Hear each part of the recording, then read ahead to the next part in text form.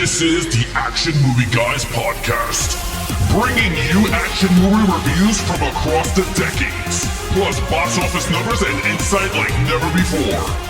And now, your hosts of the Action Movie Guys podcast, Alex and Nate.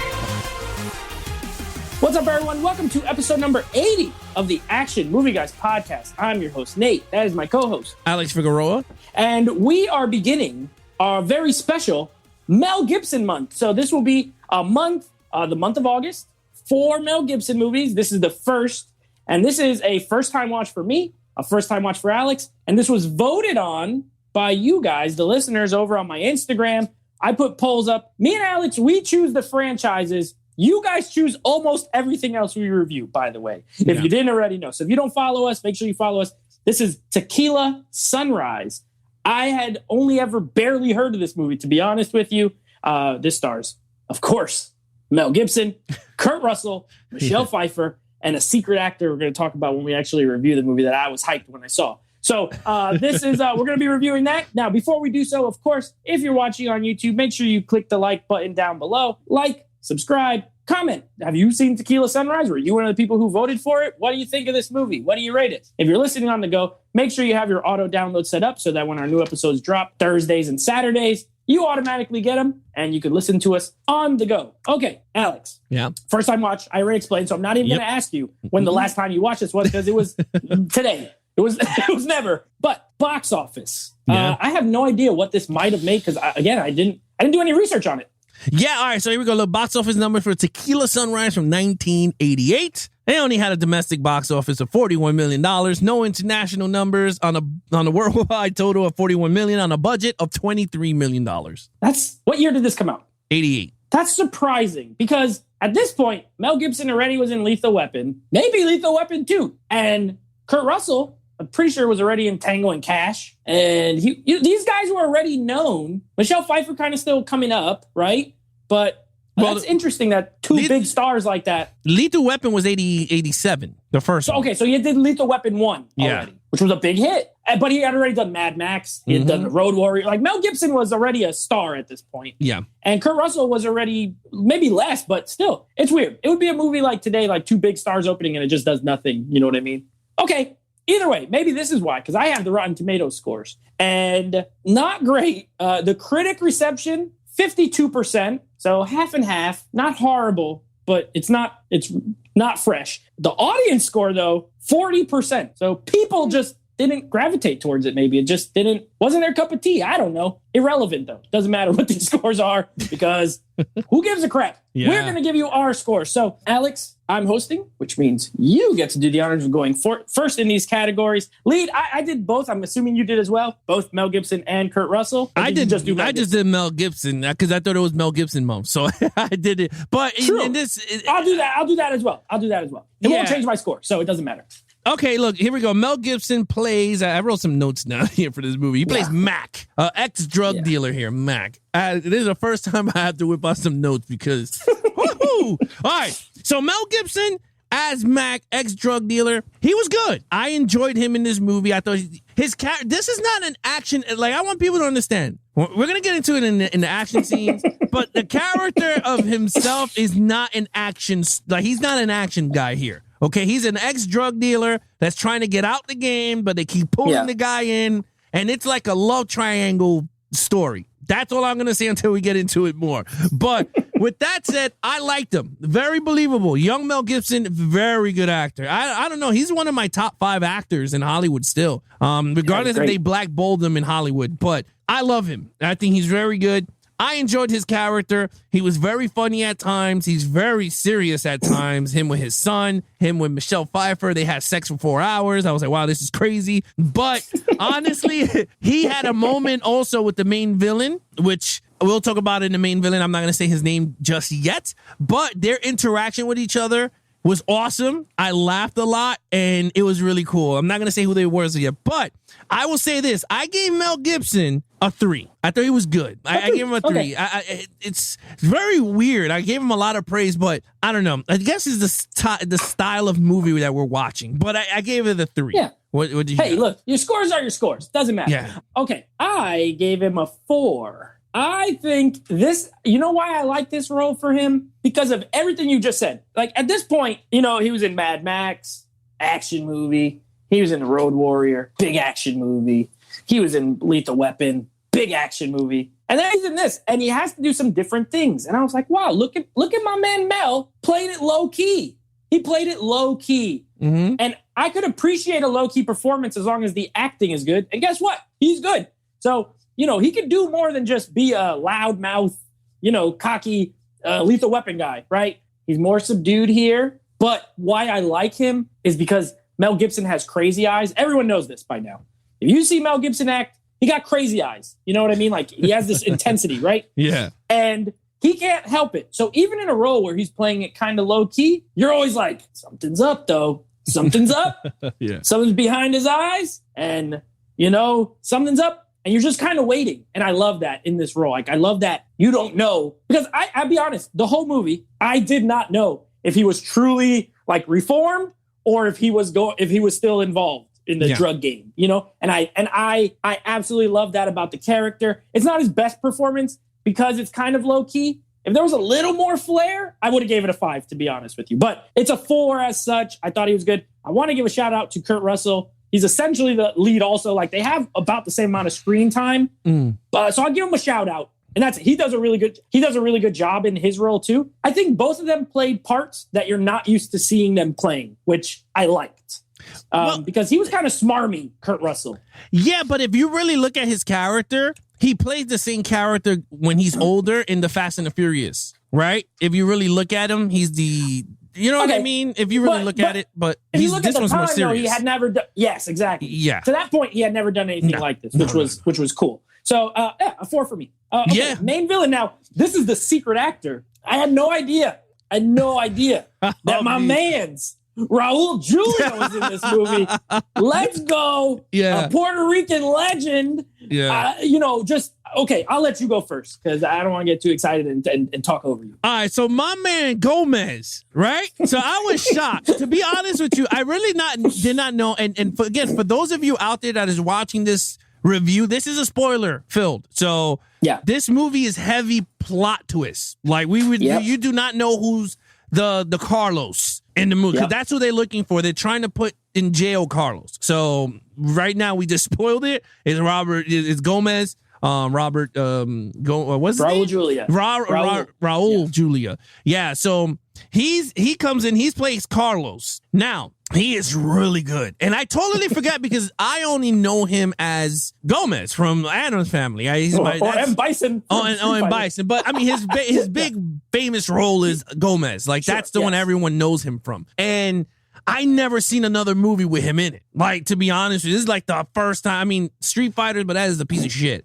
This one, like, it is a piece of crap. Like, I hope we get to tackle a month for this horrible... We'll see that Van Damme month, I'm sure. Yeah, we will. But I definitely enjoyed him in this movie. He was very good. I love when he was singing because it reminded me of my dad. My dad always used to sing stupid nonsense when you go into my dad's house. He's always like, oh, no, in Spanish. Yes. So I thought it was hilarious. I thought he was really good. I thought the chemistry between him and Mel Gibson was amazing. I thought they were very good, especially towards the end when they shoot each other. And he's like, yeah. He goes, you shot me. He goes, no, but you shot me first. He goes, it's okay. I wanted to get out anyway. I wanted to get into weed, and then he just died. Like, he didn't say nothing else. Yeah. I thought that was really cool. He was a suave drug dealer, and watching him play this role, I wish, because he died tragically, right? He died of an illness or something like that, I think. Mm-hmm. And I could have seen him play big drug dealer roles like in Breaking Bad, like he comes in as a guest cameo. Yeah, like a Sicario or something like that. Yeah. Because you're right, he was good. He was really, they used him very well in this movie. I gave him a 4. I loved him in this movie. Like, to be honest with you, I gave him a 4. Mel Gibson, again, I would have gave him a 4. I don't know why I gave him a 3, but I gave him a 3 for what it is. But yeah, I gave him a 4. He was very entertaining on screen. He's so freaking good. This guy, you ever just watching a movie and you're like, this person is very good at acting. That is Raul Julia. That is good. It's very like it is. You know what I mean? Like, you're watching the guy act, and you are like, this guy is good at his job. He is very good because I will say I had a feeling when they introduced him that he might be Carlos just because of the way the scene played out. But it's not obvious. I'm not saying it, the movie failed or anything. I'm just saying I had a hunch. I was like, that sounded like it could be the guy on the phone. He speaks mostly Spanish. I was like, uh-oh, this is Raul Julia? But when he first showed up, I was like, oh, this guy's great. He's like a federale from Mexico, right? Yeah. He's basically their FBI agents in Mexico. And you're right. Everything you said, I agree. I love the scene, all the scenes on the boats when they're inside the boat and Mel Gibson's doing all the cocaine and stuff. And he's like, he wants to kill Michelle Pfeiffer. He's like, well, what if I don't want you to? He's like, well, then we'll keep talking until you do. And I was like, oh my God, this guy's bad, dude. He's one of those villains where lovable. You believe him. You believe he's bad, but also you just enjoy watching him. You know what I mean? Yeah. He's bad. He's bad. He's selling cocaine. He wants to kill this lady. He's killed other people. But you're like, but I kind of love him. And he's funny and he sings. And, there's not a ton of humor in the movie until him and Mel Gibson are at the end. So I don't know. Like, I loved him. I love him in everything he's in. Even Street Fighter is a piece of garbage. And guess what's the best part of it? Raul Julia. He's incapable of being not good. Yeah. But I'm with you. I didn't give him a 5. And that's only because he's really not in it till the third act. I will never give a 5 to a villain who's only in like a third. If he was like earlier in the movie and then throughout, this is a 5, hands down. But because he's just really at the end, but he's so strong that even just being in the last, third act, I give him a 4. He's amazing. I love him. He's a legend. Before we go to the action scene, remember when he meets her for the first time, he goes, you had sex for 4 hours? You made me hungry. Remember when they were walking up the stairs? It's like, you animal. Yeah. And then they're playing ping pong. It's so weird. Like, it sounds stupid. He goes, you have great stamina. He goes, you made me hungry looking at you. I was like, what is wrong with this guy? Yeah. Yeah, that was so funny. He was hilarious. I loved him. He was great. All right, let's go with, we're going to call this section Action Scene. For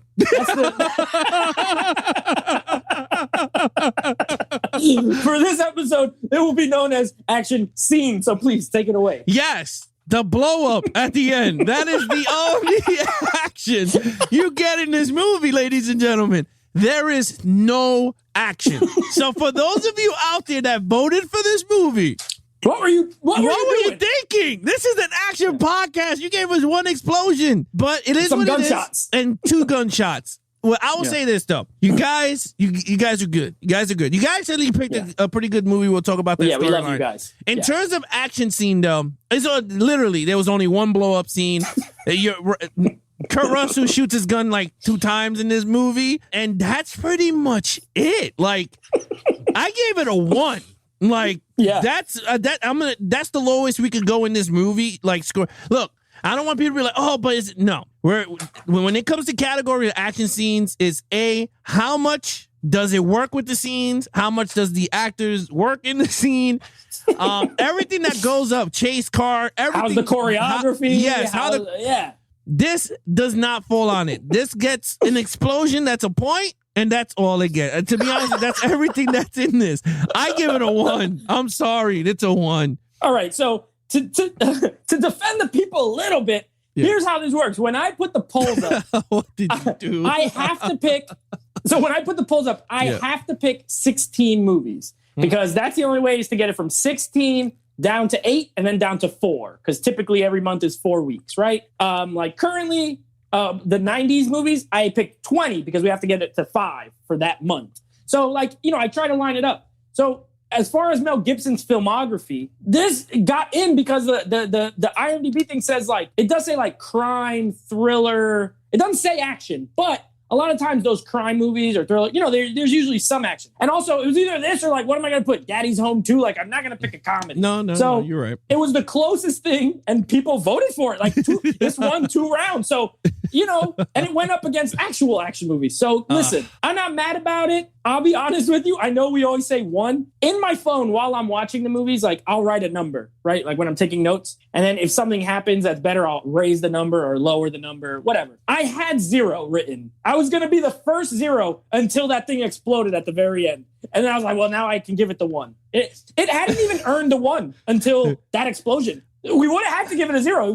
There's no action. Honestly, to be honest with you, that was the first thing I scored on my card. I was like, 0? okay, action. I went 1. Oh. At the end of the movie, I just put 1. Like, I just went, okay. Before I finished out my score sheet, I just went 1. Because it was the easiest thing to score because there's about 5 gunshots and an explosion. That's it. I'm just laughing here because, we don't got Ransom with Mel Gibson. No. We don't got Payback with Mel Gibson. Nobody picked that. But we got Tequila Sunrise. Nobody picked what was the other? Edge of Darkness. Oh my God, that was a great one. Now, I'll say this. I agree with you. I gave it a 1. There is 1 explosion. If it did not explode, that would have been the first ever movie to get a 0. So that saved it. Okay, let's move on because this is not that kind of movie. Storyline. All right, storyline, to be honest with you, it was a good storyline. Very confusing. I was lost a little bit. I'm not going to lie to you. I was a little bit lost. I did not know what the hell we were going on here, but it was from towards the ending of the movie, I kind of figured out it was a love triangle. Kurt Russell was with Michelle Pfeiffer. He was falling for her, but then Mel Gibson was always in love with her, and then she falls in love with him. And she always loved Mel Gibson. Yeah. Because you remember when he's looking at the slideshow, she's just like staring at him like with hard eyes and everything. Yeah. So it was like a love triangle, a crime. But then they threw the elements of the drug cartel in.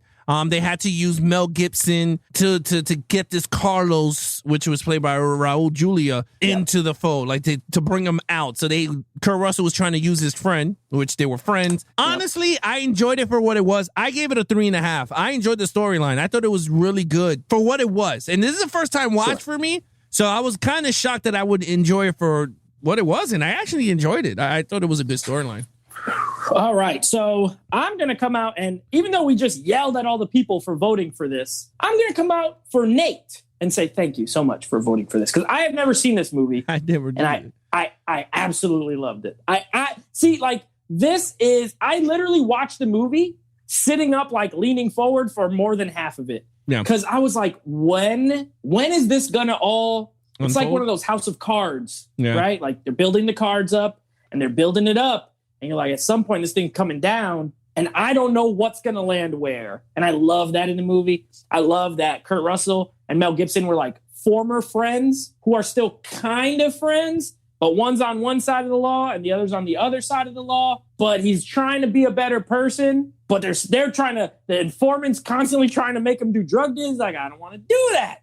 And they're like, yes, you do. He's like, no, I don't. But Carlos is still talking to him, and you don't know who Carlos is. And then it's Raul Julia, and that's amazing. I love the love triangle. I've been trying to say, I'll save it for overall, but yeah, this worked for me on so many levels. It's not an action movie. You're right. So as an action movie, I would have to say it failed. But then again, I can't say it failed because it's not really an action movie. People just voted for it in an action podcast. But as a storyline, this is something that's right up my alley. I love crime movies. I love these kind of thriller dramas, everything. I gave it a 5. Okay, overall. Story, you gave it a 5? Yes. Okay. 5 out of 5. Loved it. Yeah. Yes. All right, here we go. Overall, you're right. Not an action movie, but everything else, crime, thriller, you got everything here, and I enjoyed it. I liked it a lot. I'm giving it a 4 out of a 5. I think this is a really good movie for those of you out there that are very into crime dramas, because that's what this was. This is a crime drama mystery. If you want to throw that little mystery to find out who the hell that Carlos character is, which we just spoiled it for you. But I liked it. I thought it was really good. Mel Gibson gave you a great performance here. Kurt Russell, awesome. Michelle Pfeiffer, she was gorgeous. She was really good in this movie. Raul Julia, he's amazing in this movie. And glorious. Course, yes, he was great. And then, of course, you got the other bad guy here, the DEA agent that plays bad guys in every other movie. Oh, I hated that guy so. How much did you hate that guy? I want to punch him in the face. All the time. The whole movie. Yeah. Punches. I love when Kurt Russell threw the coffee on him. I was like, that's what you get. Yo, that shit was crazy. He threw all that coffee on him. Threw the coffee on him.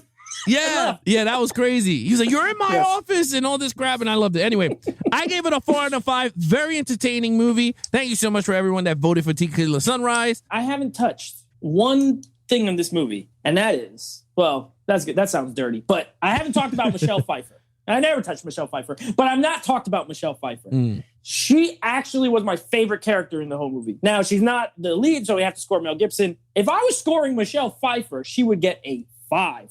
She is her acting performance, like I've always been a fan of hers, but I always feel like certain movies she leads are not my kind of movies. You know, she did some of the like romance movies and stuff like that. But even if you look at something like Batman Returns, right? She's the villain, but she's not the main star of the movie, right? She's a side character. She's in a lot of great movies. Like Dangerous Minds, she led in that, and she was pretty good. But this movie, really, she had the best dialogue in the whole movie. All of her lines, she was smart. She was like, when she was really giving it to Kurt Russell in a lot of scenes early on. Yeah. When he's trying to get information and she's just flipping on him, and he's just like, well, dang, I can't even. You could see it in his face in the character. Like, he's like, I can't get what I want from this lady. Like, she was on it. And then she's vulnerable at times, right? Because she like actually has feelings for them. And I think she was, to me, every time she was on screen, I was thoroughly enjoyed it. Not to mention the fact that she's absolutely gorgeous in this movie. Like, just 10 out of 10, beautiful. But her performance, I would also love. Raul Julia, you get 4 great performances in one movie.